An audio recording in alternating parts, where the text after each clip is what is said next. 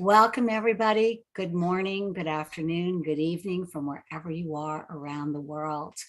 First, I want to acknowledge that this is World Unity Week, and it has been an extraordinary week with incredible offerings from visionaries and change agents and people with great heart, great vision, and incredible experience. Each day has a theme that's nature driven, and today is Climate Day. And what exactly is climate? Okay. It's not a cold winter where you can throw a snowball across Congress and say there's no such thing as climate change. The short term atmospheric conditions are what we call weather, and these are the daily, hourly, monthly data we collect.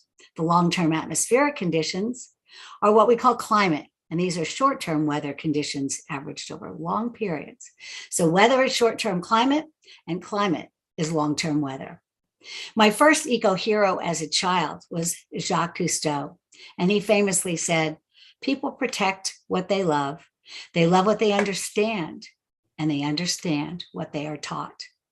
So after working with environmental issues most of my life, and climate change since I first discovered it at the Rio Summit in 1992, I realized over and over that Cousteau was right. Thus, my work in helping to translate science into consumer speak. Maybe it's my love of science paired with my marketing background, but it's a passion I pursue.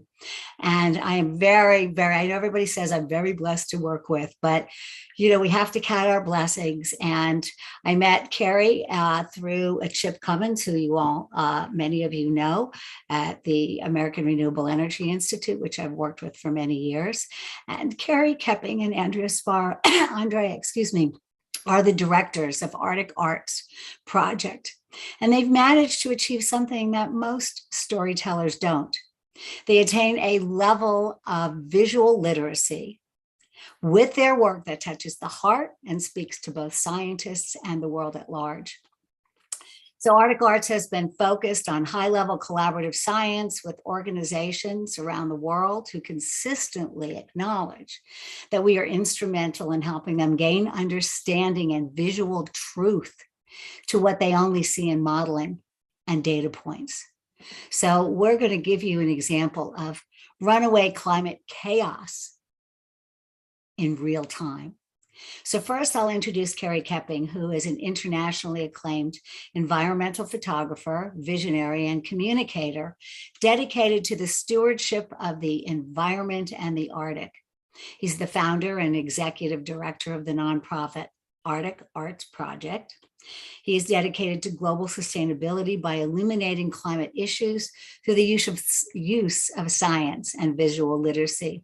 His work's been published in prestigious media channels throughout the world, including Smithsonian National Center for Atmospheric Research and ECO National Academy of Science, ECO and the National Academy of Science, AMAP, Arctic Today, many more, the Arctic Council, the U.S. Arctic Research Commission. And then Andreas Sparrow is the executive producer for the Arctic Arts Project. She's an award-winning photographer, a filmmaker, and a writer.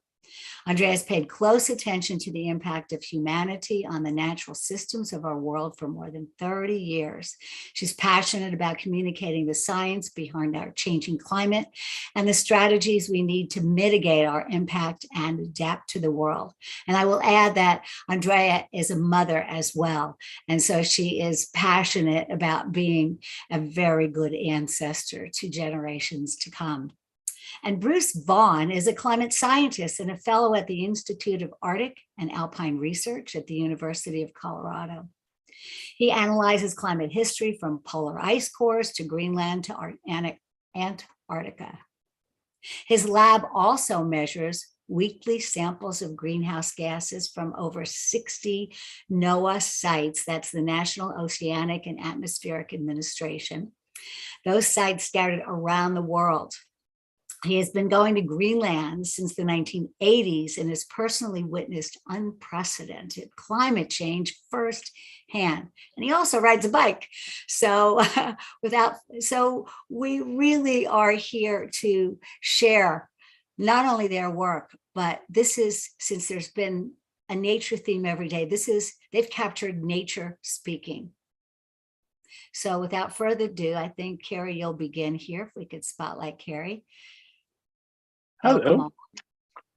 Janice, thanks for the introduction. We're really honored and okay. we're honored and excited to be here to share with you some of our visions of what we've been working on for the last decade plus at Arctic Arts Project. And one of the things that drives us is this very kinetic change that we witness on an ongoing basis. The title of the seminar today is Runaway, Climate Change, Climate Chaos.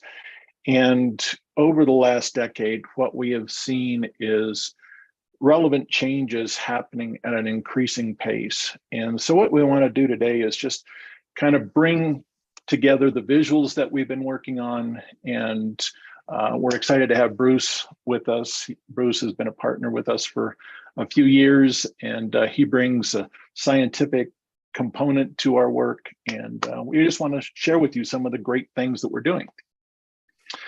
Climate chaos right now is maybe the biggest environmental threat that humanity has ever faced, and nowhere on the planet is it more endangered than the Arctic.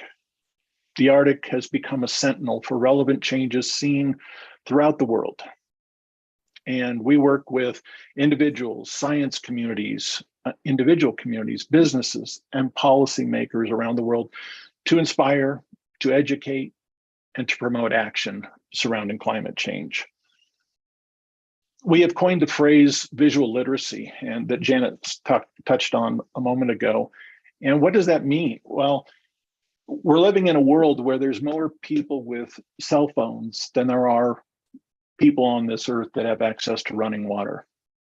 And with that becomes one, a responsibility, but a channel for really good education, because through the visual that everybody has a cell phone, we're able to impart a knowledge that through our work, through our visuals, what climate change looks like. What does climate chaos look like? As well as the stories of change and empathy for places and people. One of the things that we find that's really missing around the world is empathy and compassion for those that are underspoken, underrepresented. And through our work, we're giving really a visual representation of what we can do as humans to connect with one another through science-based data and the truth therein. So we bring together this visual literacy through award-winning film, and we're trying to bring this environment of the Arctic to life and then connect people to the relevance of what that looks like. You know, it's so hard when people living in Miami are saying, I don't live anywhere near the Arctic. How is it relevant to me? And yet we see constant increase in hurricanes. We see constant increase in drought in the Southwest. We see constant heat indexes exceeding things in the Indian region. How are we making those relevant to what's going on in the Arctic? So that's what we try and bring, is that relevance from understanding the tiniest aspects of the Arctic through macro photography and our aerial image, all the way to sweeping videos of wildlife and the science of those specific environmental or ecosystems that we can bring to the viewer. So what we're talking about in terms of the Arctic and relevance is a chance for us as a team to bring awareness through credible sources. And so we're excited to share a little bit about who we are today. And I want to just kind of introduce Bruce. And, you know, Bruce, again, has been working with us as the science component, the backbone of who we are. And Andrea, do you have the slide of the science? Oh, it looks like we're going to have to unmute. So I just wanted to show what Andrea is pulling up. These are just some of the science organizations that we collaborate with to bring in an understanding of different ecosystems, different science elements around the world. And then we pool it together with how we're going to present our visuals. And so you can see Andrea and I are both research affiliates with the Institute of Arctic and Alpine Research at the University of Colorado, where Bruce is a fellow. And just kind of give you an idea of the diverse background science-wise that we bring to our visuals. So anyways, Bruce, the Arctic is changing quickly, and obviously you're no foreigner to that subject. Why don't you tell us a little bit about everything in your firsthand witnesses of how the Arctic is changing? Maybe give us some metaphors for people to understand why science is not a black and white element, and we'll go from there. Sure. Thanks, Kerry, and thanks for having me. I'm excited to be here today, and I hope that we can leave our listeners and viewers with some really much greater understanding of Greenland and the Arctic and why it matters to them. Why should you care? I think we have done an amazing job trying to understand our climate over the last decades that I've been involved with it, but we've come really short in terms of communicating that to the general public. And I'm here to say that scientists need artists. You guys are so much better at communicating the visual impact of what we're doing than we are. But as I've said before, humans are inherently visual beings, and the power of the Arctic arts and this sort of mission that we're on really couldn't come at a more critical time. Because we desperately need tools to convey the urgency of this climate crisis, and that one of the best ways I know of to do that was the stunning images coupled and backed by fact-based science. And so we need to appeal to our intellects, but we also need to appeal to our souls. Because what we need right now is to come together and to face one of the greatest challenges as a species we have ever faced. And I feel very fortunate to have chosen a field of work that 3 decades ago was sort of a little bit more obscure than it is today, that has come into the limelight over the last couple decades. And much of my work in Greenland has been focused around understanding climate through climate history as revealed in ice cores. They're a wonderful time capsule of history of climate. We can go back hundreds of thousands of years. And if you believe that we're trying to save the Earth by trying to understand it, it gives us confidence in our ability to forecast future behavior of the planet and the sort of dynamics of the climate by understanding what's happened in the past. And 3 decades ago, we taught that climate occurs on generational timescales, not very rapid. And one of the biggest take-home lessons we learned way back in the early 90s with the GISP 2 ice core is that, holy moly, climate can change really rapidly. We're having discussions now about 1.5, 2 degrees, 3 degrees over the next 100 years. We have evidence in the ice core record that 11,000 years ago, we had changes of 6 and 7 degrees Celsius within a decade. This is like within the term of a congressman, you can change climate status. And so this was a really big take-home message that things can happen really quickly. Another big lesson is that climate is not linear. There's lots of non-linear feedbacks to systems. So what do I mean by that? It means that you can go along perturbing the climate, sort of pushing on it, nothing happens, and all of a sudden something happens. And there's lots of little hidden feedback loops that we'll talk more about later. But think of science as not sort of a static thing of what we know in terms of concrete terms, but rather I like to think of it as a chalkboard that extends over the horizon. We're writing with one hand, we're erasing with the other, because our context, our knowledge base is constantly changing and giving us new perspectives on where we are. So we'll get more into this later, but why should you care about Greenland? There's enough ice in Greenland, if it was all gone, to raise sea level by about 24 feet. Think about Venice, think about Miami Beach, some of the countries in the Pacific, they just simply wouldn't be there. So is this going to happen on short time scales? No, this takes hundreds of years to do this. But I liken this to a student with a term paper that's due, and it's a week before finals, and we don't even have an outline. So of all the countries and the businesses that have signed on to making agreements for a net carbon zero future, very few, if any, actually have a plan to do that. So we understand it, we get the problem, it's real, it's happening, it's us, but we need a plan. And so what to do actually makes a lot of the science that I do look like child's play, because it involves human behavior, and that's very unpredictable. But there's never been a time more urgent for us to come together. And I hope that today we can kind of explore some of those and see some amazing imagery that the Arctic Arts people have for you that will bring this message home to you much better than I can. So thanks, Bruce. So how do we translate the science into the visuals? Our team puts together conversations through scientific papers, through just a heads up by a science organization that says, hey, this is happening, be aware. And we've done everything from permafrost studies to meta studies within Greenland, to where there's change that's happening. But we also take a look at things from visual artist communicators standpoint and say, does this belong?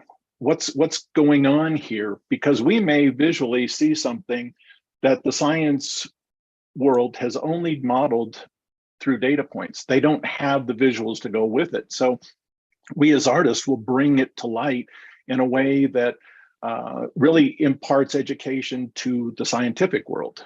So we kind of do it both ways, and we try and do it in a very quick manner, meaning we hear about a study and we're off, and we get on the ground and make compelling visual documentation and put together some shorts and communicate it out to both the education, scientific world, and the public at large. So we want to show you a film, and Andrea is going to introduce it. This was done a few years ago, but it'll give you an idea of some of the pulling together of the visuals. Good morning, everyone. I'm really happy to be here as well and share with you our work and our passion for the science and the art of communicating climate change. So the first film, I have 3 films for you. The first one is called Relevance, and we made this film in 2016. It was quite clear to us by then that climate was changing even faster than scientists had anticipated, and that the changes really had deep implications for the entire planet. So this first film is a general one about climate change in the Arctic. And it's, I think, 7 minutes long. So, oh no, that's not the one I wanted to share with you just yet. Sorry, you guys. There we go. This is the one. Can you see that? Yes. Looking good.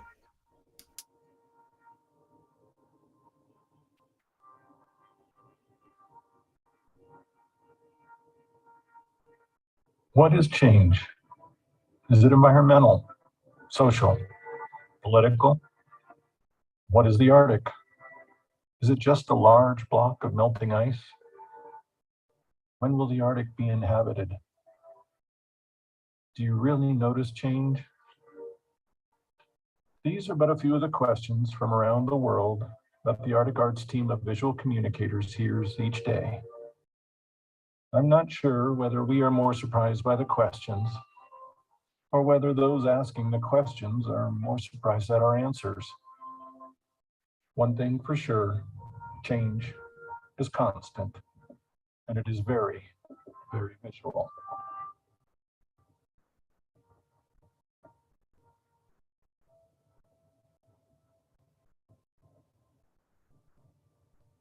But probably the biggest question that we consistently hear, and the one that drives this team the most, I don't live anywhere near the Arctic, so how can climate change be relevant to me? And why does it even matter? When asked this question, I think of a quote from the Scottish-American naturalist and explorer, John Muir. When we try to pick out anything by itself, we find it hitched to everything else in the universe. Muir's words are affirmed by the work at our project's core. As first-hand witnesses, we have seen that there is no single cause of climate change. Rather, that change is shared in the complexity of relevant scientific and visual cues that reach well beyond the Arctic. The Arctic's indigenous cultures aren't the only ones affected, and the issues are not limited by geographical boundaries. They are, however, potential roadmaps to the future of human existence, and that is indeed relevance. The Arctic is warming twice as quickly as the global average, a phenomenon known as Arctic amplification. This summer, our team experienced firsthand what we are calling the melt. With average high temperatures in Scoresby Sund, Greenland, at a record 8.7 degrees for August, the normal being 3.2, our groups played witness to some of the most dramatic melting ice visuals ever recorded. There was a calculated 1 trillion metric tons of melt in Greenland from 2013 to 15. And 2016 is on pace to have the largest melt ever. An estimated 450 billion metric tons of freshwater melt in 1 year.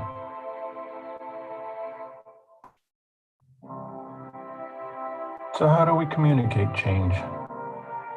Through diverse omni-channel guest experiences that create compelling storylines across multiple devices and channels, we can communicate the relevance of science to the world at large, using documentary-style visuals that don't just push information outward, but instead transport the viewer to the Arctic, allowing them to experience change as never before possible.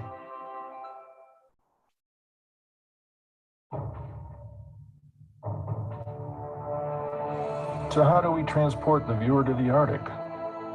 Through emerging experiential tools such as 360 panoramic video, virtual reality, real-time social media experiences, and 4D travel immersion, we will be able to educate and inspire through borderless venues of communication.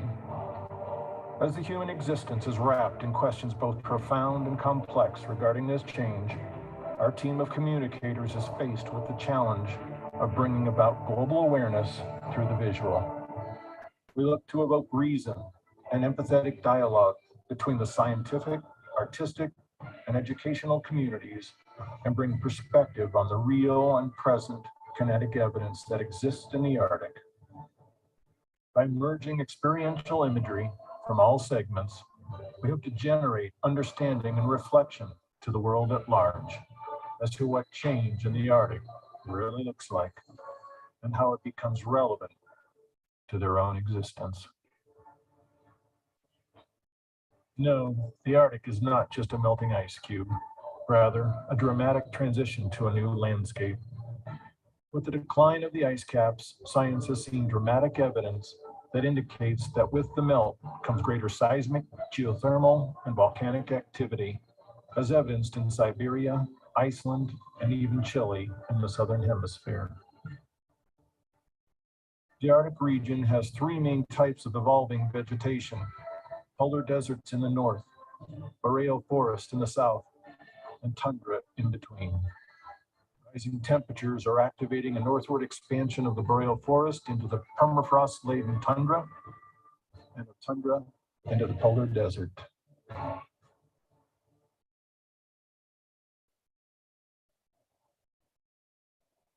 The Arctic life forms rely on the sea's biological productivity and on the presence of sea ice. Thousands of years of evolution have prepared Arctic species like the polar bear, walrus, and narwhal for life on and around the sea ice. But because of climate change, that ice cover has been changing rapidly in both extent and thickness, and shrinking far too quickly for these species to adapt. Changes in the species' habitats availability, and unpredictable ice conditions are making the indigenous feel like strangers in their own land.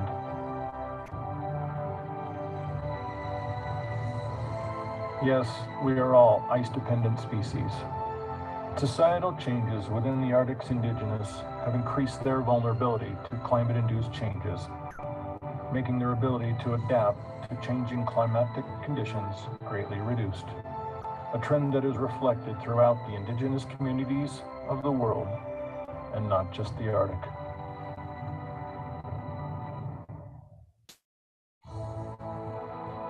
Science is the powerful core to what we communicate.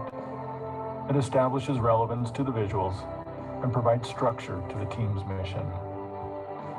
By focusing on both the diversity and complexity of change in the Arctic, we hope to inspire and educate the viewer.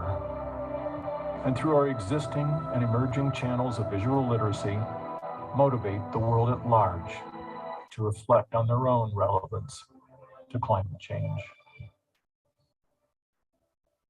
Once again, in the words of John Muir, when we try to pick out anything by itself, we find it hitched to everything else in the universe. Change. As humans, we don't like it. We fear it. We avoid it. So we either take the science and bring it together through the visual communication channels that allow us to see things differently, or we fall further behind. Arctic matters are real and present, and change is relevant to us all.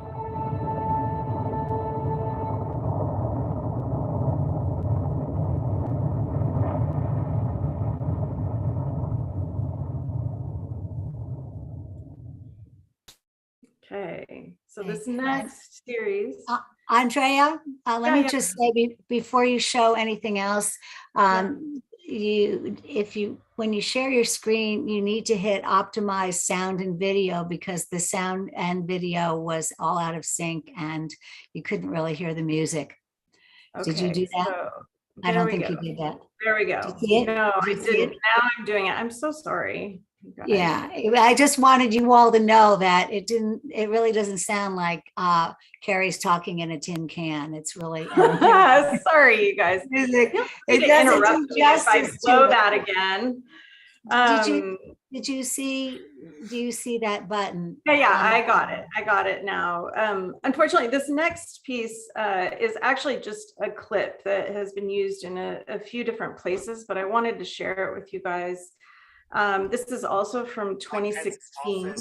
Tried to deliver them this slate of electors, but he also contends that What he is does not that know sound? the genesis of this push. Somebody's got something going on in the background. Can you mute yourself? Can everybody mute?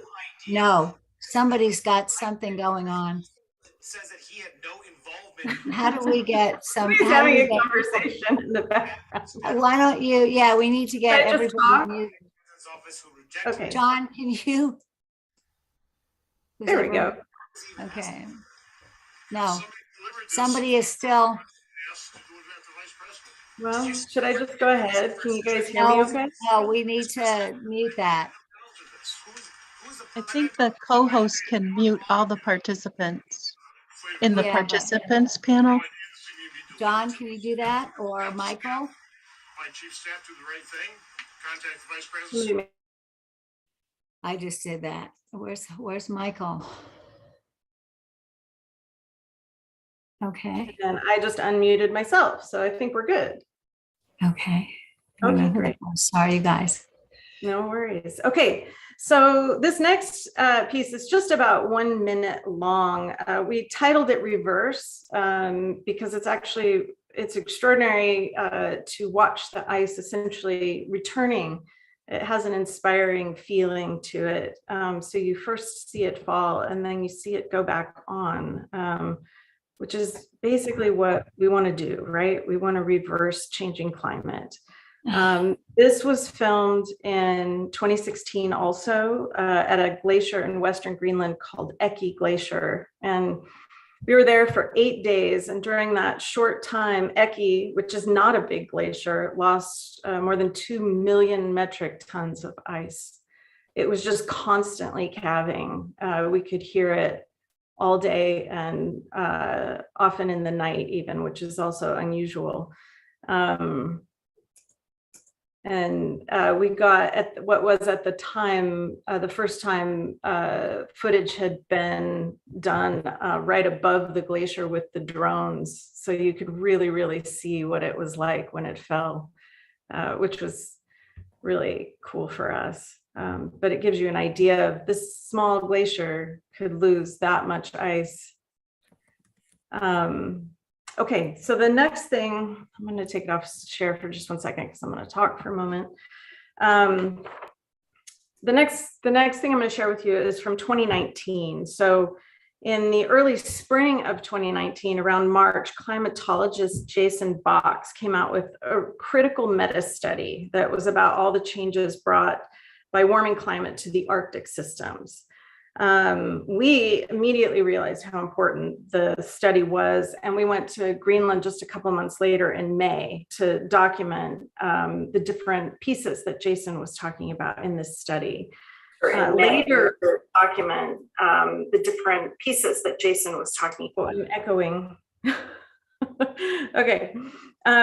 We did realize later that the record temperatures that we witnessed during our time there signaled a tipping point for Greenland, where the ice loss from the summer exceeded the amount of ice that was accumulated during the winter, essentially creating a decline from then on in the amount of ice on the Greenland ice sheet and its glaciers, which means it's raising sea levels. And then we were invited to Brussels just a couple months after that to present to the International Union for the Conservation of Nature. They wanted to see what we had seen, which was this documentation, a visual documentation directly from the science.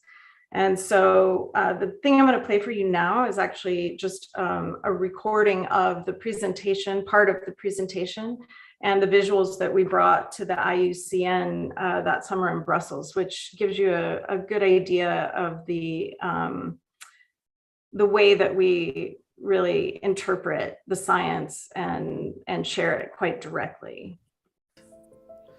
In April of this year, climatologist Jason Box released a meta-study spanning 47 years of data in 9 key aspects of the Arctic system that have been altered by climate change.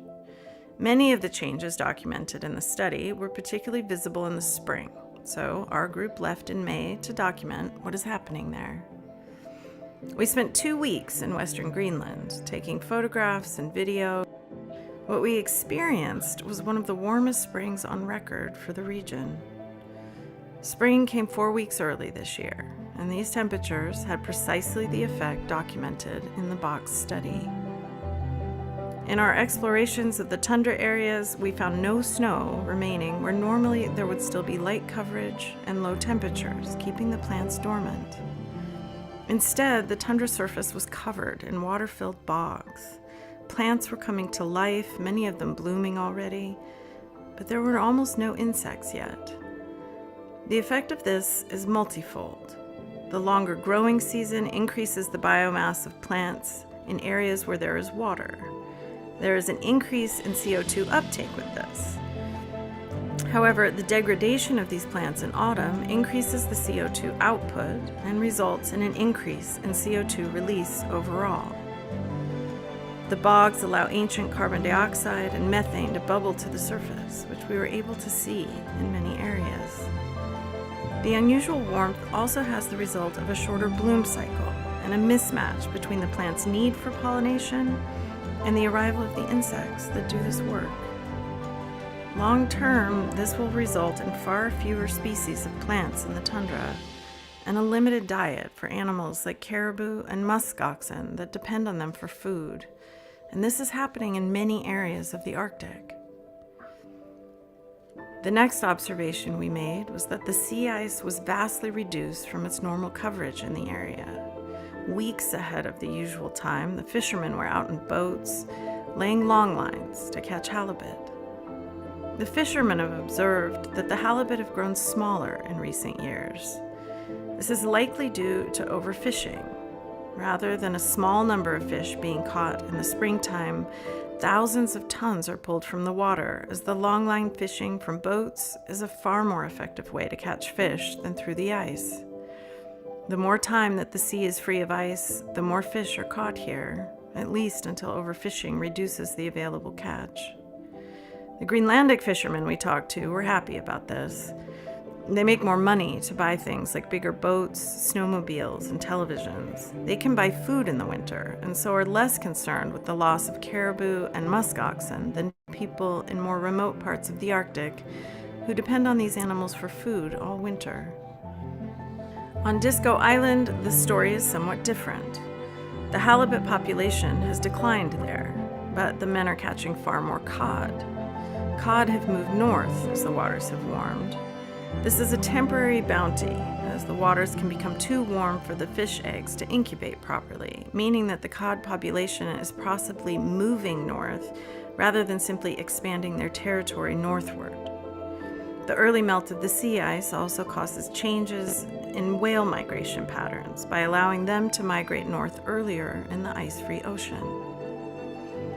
Morton Rash, head of the Arctic Research Station on Disco Island, speaks of a time when people would travel by dog sled all winter to the mainland of Greenland for supplies. The sea ice has become too thin and unpredictable to do this for 2 decades. The average temperature in the cold season is up 3.1 degrees Celsius. The Arctic is warming much more than the rest of the planet due to polar amplification, a phenomenon where the poles are subject to a greater rise in temperature than the rest of the planet. Because it is so warm, the ice is not as thick, and multi-year ice in the very north is disappearing, leaving the sea covered with only a thinner, darker layer of first-year ice. Supplies must be brought in by helicopter all winter to Disco Island until the ice melts sufficiently that travel by boat is possible. We watched the last of the sea ice disappear in Disco Bay as the temperature skyrocketed during our stay. The last area we documented was the Great Ice Sheet on the western side. We are all aware of the melting of the ice sheet, but it is another thing to see it happening.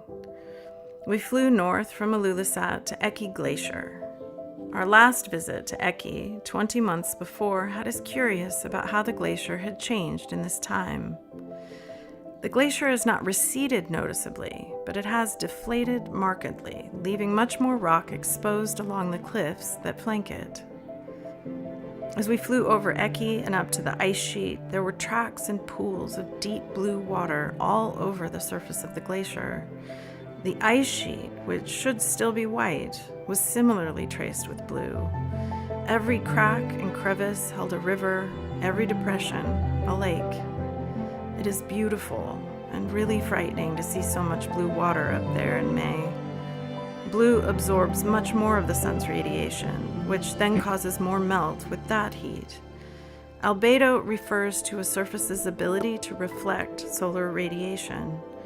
When a surface is no longer white, the lower albedo allows more heat to be absorbed, creating a feedback loop that dramatically increases the amount of water running from the ice sheet and into the oceans. Scientists are beginning to understand how this freshwater runoff affects ocean currents and therefore winds and weather all over the planet.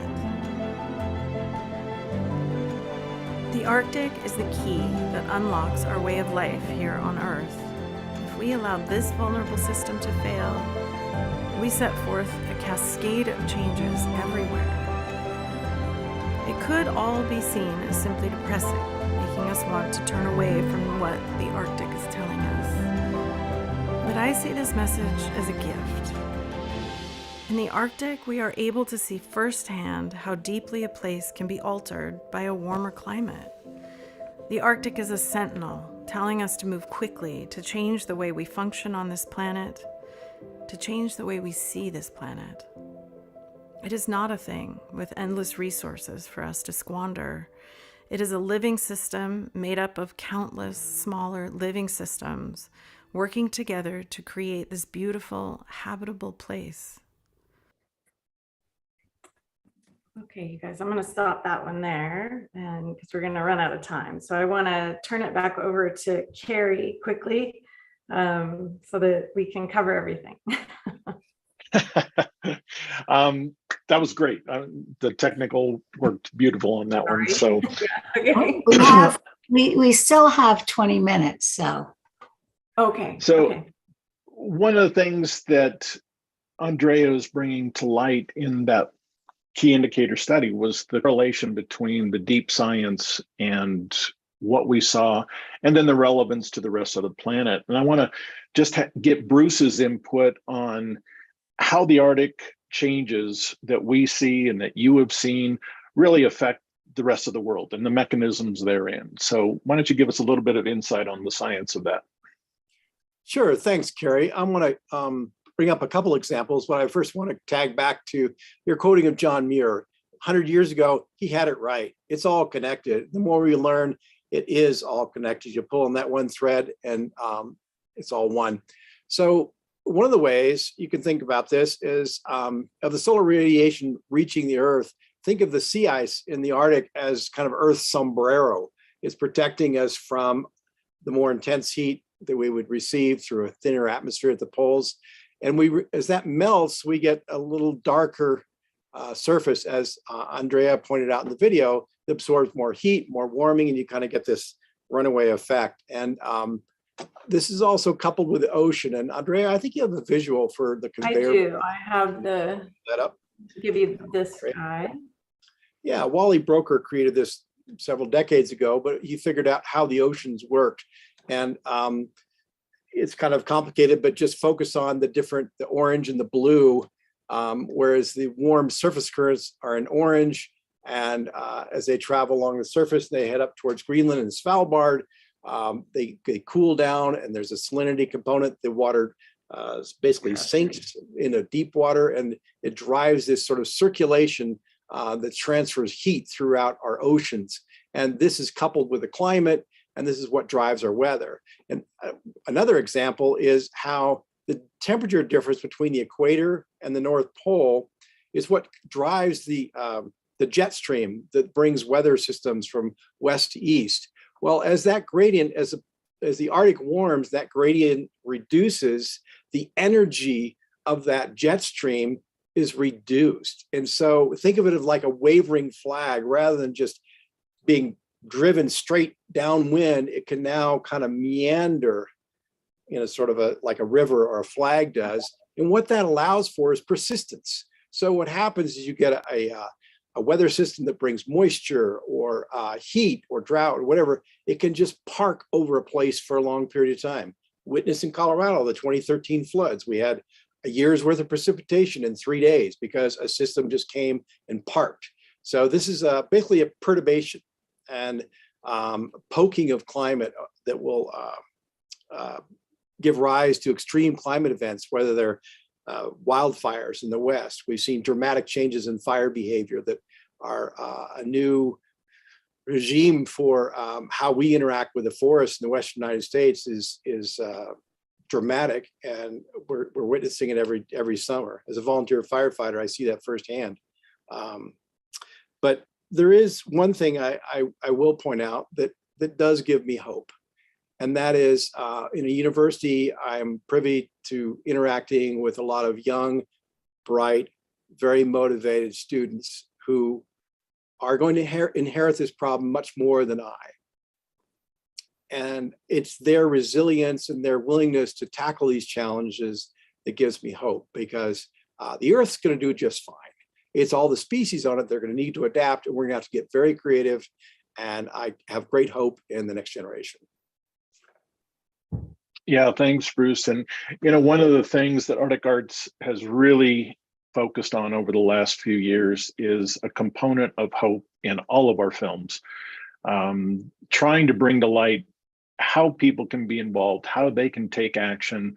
And really, that's the important part. I mean, it's very easy to get overwhelmed by what we see, the science we see, And really that's keeps us going, is to have a hope component to all of this.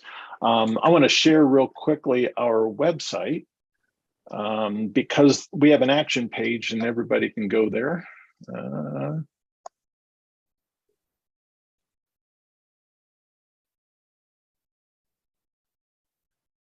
Okay.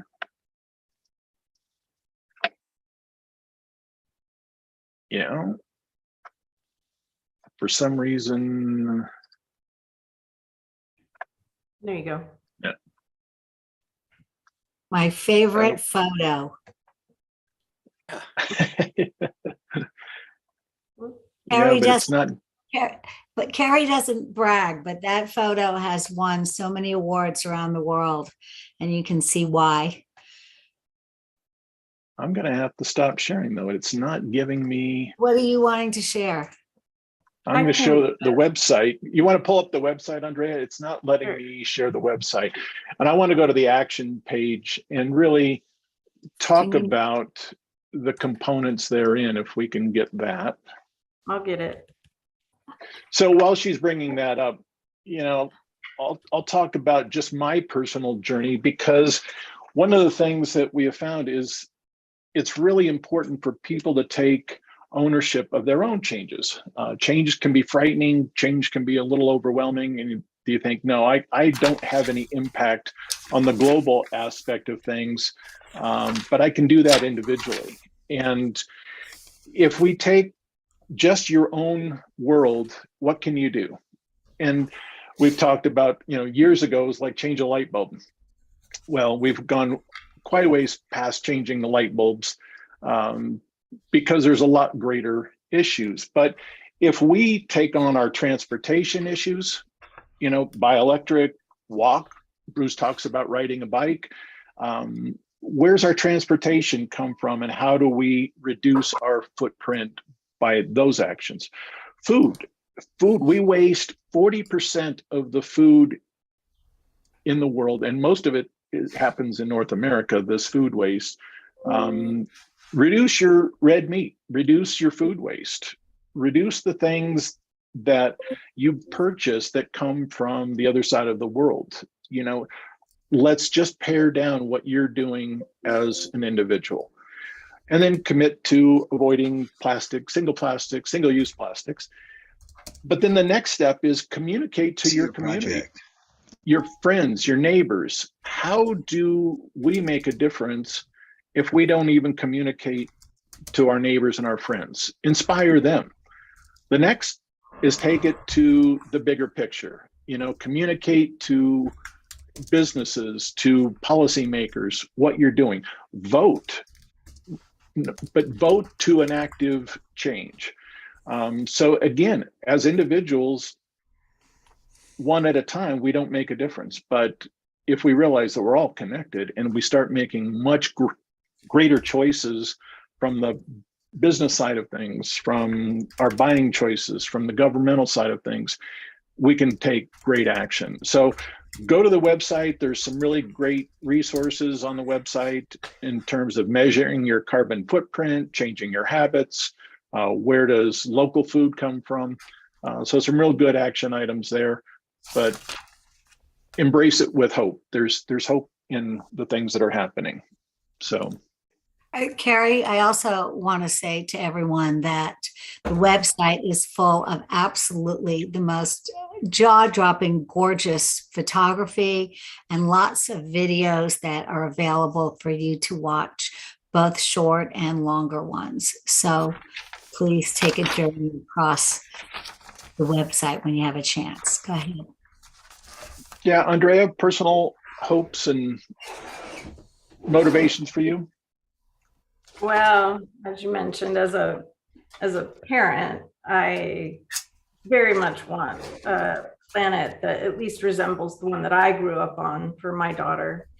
And I feel like we have such an obligation to leave this planet in much better shape than it looks like we're going to for coming generations. So my deepest motivations come from that sense of responsibility and that that sense of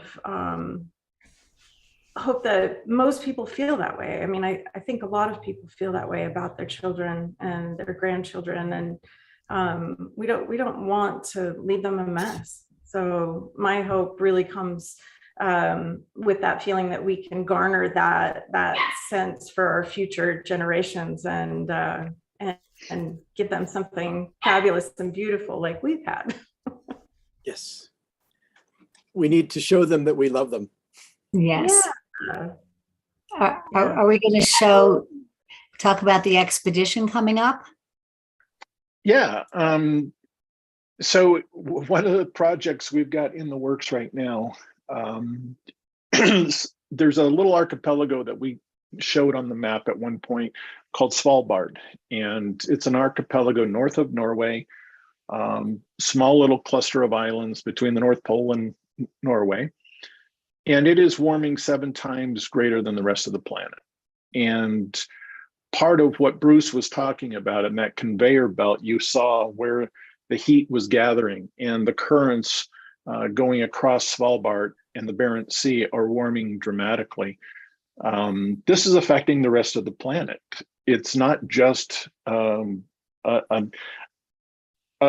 element that stays within the Arctic. It reaches through those currents and warming waters the coast of Africa. It reaches the lower equatorial Atlantic. And what happens is that affects weather patterns, jet streams, ocean currents around the planet, and thus we get more hurricanes in the North American region, all coming off of what little archipelago is happening up in Svalbard. So we've got a film, and Andrea is going to cue it up. We're calling it Canary. Are you going to talk about a little bit more about that expedition, the other 2 that you've done after the trailer? Yeah. Okay. Yeah. Okay. So this is just a trailer highlighting the 2 expeditions that we've done so far, and we have another one in September that will highlight some amazing captured footage that we have, in fact, never before seen footage of reactive behavioral changes within animals within the archipelago. But we'll get it backed by science before we deliver the product. But amazing stuff, and we'll talk a little bit more. Go ahead, Andrea. I'll just play this, and then you can optimize sound. Optimize. It's optimized. Okay.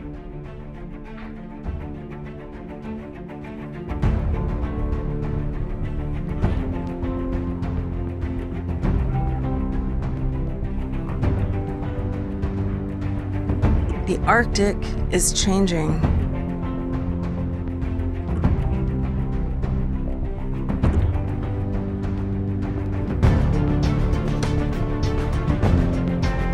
Svalbard, a small archipelago of islands deep in the Arctic, is changing faster than anywhere else on Earth.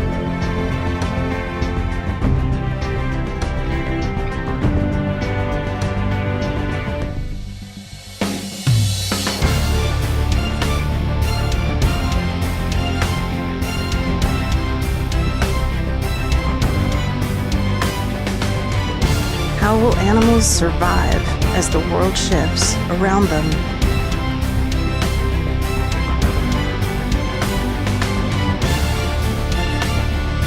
Join the Arctic Arts Project team on Svalbard. Experience what this canary in a coal mine can reveal about the future of our climate and our planet.